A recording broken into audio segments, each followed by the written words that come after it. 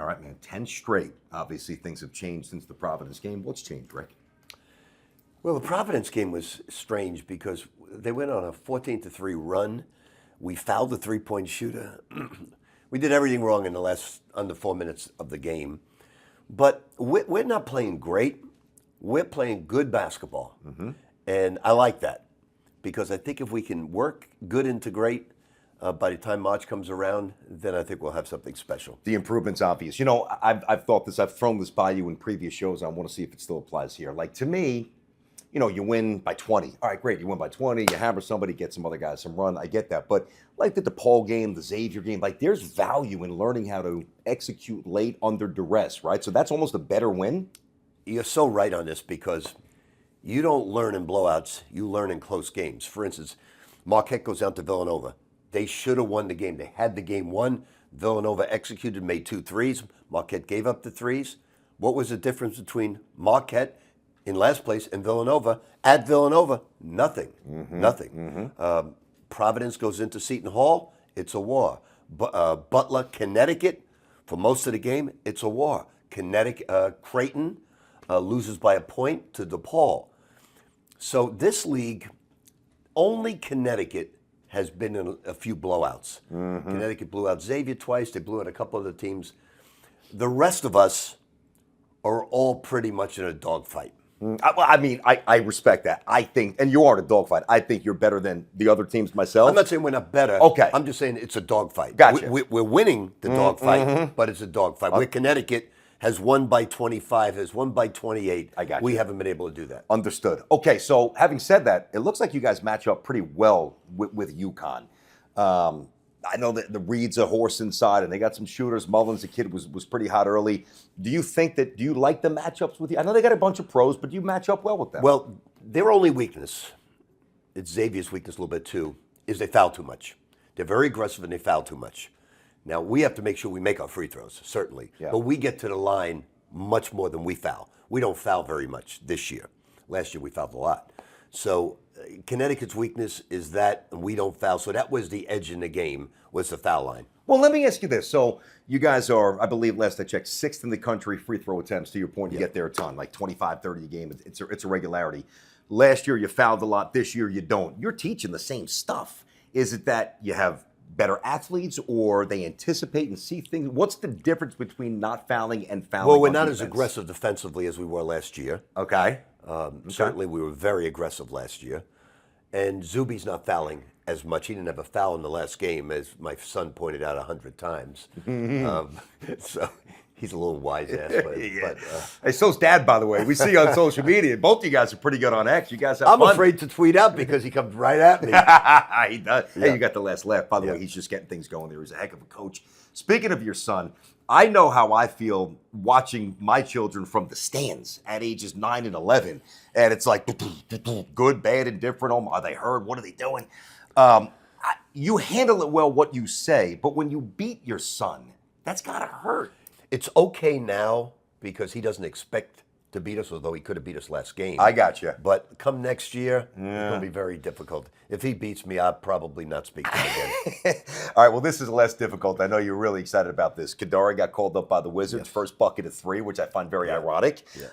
Jenkins, that contract was converted. That's got to make you incredibly proud. It really does. And then Joel Soriano's playing with Chris Ledlam together I saw that. in Europe. I saw that. Yeah, so I'm real happy. You know, that's the legacy you have when your players and your assistant coaches move on and prosper. That's the legacy. It's not 900 wins, 904 wins. That's really not it. That's just longevity of excellence of the players that worked for you. But when your players get to a certain point, that's really rewarding. No, it's even cool for me to see it, having called the games, great young men. All right, so you mentioned the numbers, and it is about the other stuff, but you did pass Roy Williams, which is an incredible hurdle. Great coach. We also know you coached in the NBA in Greece, so you'd have a lot more wins on the table if you didn't step aside. Do you think, I know you talk about this, having, it's God's plan. Are you going to be healthy? Will you have the energy? But does that number 1,000 mean anything? What would it mean to have the most wins more than anybody ever? What would it mean to you? Well, I don't know if I could ever get to that. I'd have to have the fountain of youth to do that. But I would like to get to 1,000. I really would. I like it. Not to put one number out there, but I really would like to coach 3 or 4 more years if I could. I'd like to coach longer if I could. But it's a matter of health. I'm healthy now, but my wife always says if make a plan and God laughs at Yep, our age. I've heard that too, for sure. So I'm planning on coming back. I'm planning on having a whole new team next year, as usual, as you got to go through each year. But I find it's funny because I'm really, for the first time, I have a large sense of deep trepidation over losing Zuby, Mitchell, Bryce, Sellers, probably even maybe Ian Jackson, Joe Son, lose my top 6 guys. So I have trepidation about that, and then putting together a whole new nucleus again. But I'm also very excited about that because it's sort of like being a Panathinaikos in Greece, because every year you may only have 2 or 3 players back, and you got to get a whole new group of Europeans or Americans and put it together.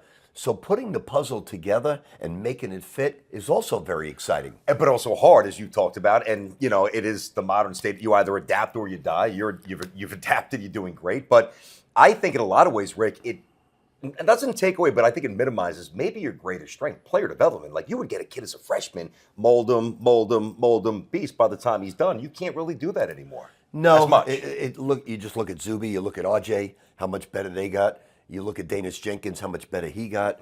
So yes, you're right. They make small improvements, increments, and they get better in a period of time. The summers are very special, but that's the nature of the game. You have to maximize your potential of what you have, and so we've got to hire a really good GM. It's very important. I found that one of the big mistakes I made was being president as well as head coach of the Boston Celtics. I couldn't do both. Although the general manager Chris Wallace did most of the scouting, most of the work, you got to stay to your job. You got to have the general manager bring you the players, and then you got to watch the tape on it, and then make the final decision. But he's got to bring the players to you, and somebody who knows you very, very well. Well, one thing you do know very well is the energy up in Providence. You coached there, obviously. Bryce played there. Do you communicate to him, hey, young man, here's what's coming, even though he knows Providence, but now he's the enemy? Well, he knows because he was on the bench when Ed Cooley came back, and that was what they did to Ed Cooley was really difficult for Ed and his family, and he knows, Bryce is fully aware of it. We have his back. There's 14 of us that have his back. There's about 30 fans that have his back, and we'll have to battle the elements. Yeah, and that's a good venue. It's a good Big East venue. Is it, you can't get away from what you're trying to do as a team, obviously, but do you try to get him going a little bit early, maybe run a few extra plays, let him eat early, get in the flow? Or They're going to boom every time he touches the basketball. So what you want to do is get the ball movement quickly. Little hot potato? Yes, exactly. Yeah. They'll be booing all our plays because the ball's going to move so quickly. Is that the toughest? I know Xavier's a tough venue. Is that the toughest venue? Outside of the Garden, of course. Providence in the Big East? Providence is the toughest crowd. Yep. In terms of what they yell, what they speak. Marquette's very tough. Creighton's very tough. But Marquette and Creighton have very nice fans. I agree. They're like a pro crowd that root for their team. They're not a Connecticut's very difficult. Although we've won there, Connecticut. But Providence is probably the toughest place to play in the Big East. Yeah, I meant to ask you this before and talk about the wins here. Lord willing. By the way, if we have to stick you in Han Solo's like freezing chamber to make sure you get there, we'll do it. I'll make the call. You're not leaving us yet, man. But if you could coach against anybody in the history of college basketball, just who do you think would be a fun matchup? Somebody you revere, somebody you're curious about, stylistically, different styles? Well, it's interesting. I've coached against Frank McGuire. I coached against Dean Smith. I've coached against Bobby Knight. Yeah. I've coached against Izzo and Roy Williams. John and Thompson, Mike Louis, Krzyzewski, Coach K. Boeheim, and all of them. Yep. I'd probably like to coach against John Wooden. You would? Yep. Okay. Any reason behind that outside of him being phenomenal? Just because he's one of the greatest of all time. I'd like to break down his UCLA offense of the high post and the duck ins, and it would be fun because he was such a. I got to know him very well as a person. Yes, very well. Gentleman for sure. Oh, the ultimate gentleman. All right, Rick. Hey, listen, keep it up. I don't want to jinx anything, but you guys have the longest winning streak in the country. Team looks really good. Great run so far. Keep it going. Thank you. There you go. Rick Pitino, of course, head coach of St. John's. Quick timeout as the Red Storm Report rolls on next.